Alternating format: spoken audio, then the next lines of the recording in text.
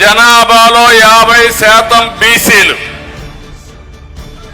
అనునిత్యం ఏ కార్యక్రమం కావాలన్నా ఆ కార్యక్రమాన్ని జయప్రదం చేసేది బీసీలు.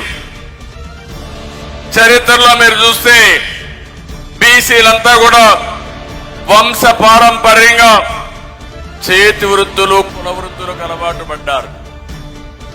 కొంతమంది కుల వృత్తులు చేశారు, కొంతమంది చేతి వృత్తులు చేసి చేనేత, కమ్మరి, కుమ్మరి, వడ్రంగి ఏ కులమైనా తీసుకున్నా ప్రతి ఒక్క కులం ఒక కార్యక్రమం చేసుకుంటూ ముందుకు పోయారు. దీనివల్ల మీరు ఒక్కసారి ఆలోచిస్తే పనులన్నీ చేశారు కానీ మీకు రాజకీయ ప్రాధాన్యత లేదు, ఆర్థిక వెసులుబాటు లేదు.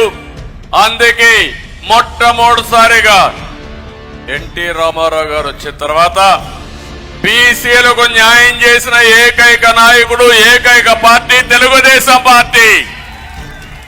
ఎమ్మెల్యేలుగా, ఎంపీలుగా, మంత్రులుగా దీర్ఘకాలికంగా నాయకత్వాన్ని తయారు చేసిన పార్టీ తెలుగుదేశం పార్టీ.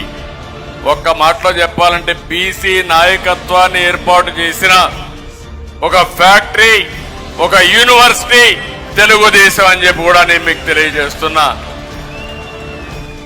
ఇక్కడి నుంచి ఇంకొక పక్క మీరు ఆలోచిస్తే స్థానిక సంస్థల్లో మన నాయకుడు ఎన్టీ రామారావు గారు ముఖ్యమంత్రిగా ఉన్నప్పుడు 20% రిజర్వేషన్లు పెడితే నేను వచ్చిన తర్వాత దాన్ని 34% రిజర్వేషన్లు పెంచి తద్వారా కొన్ని లక్షల మందిని నాయకులుగా తయారు చేశాం.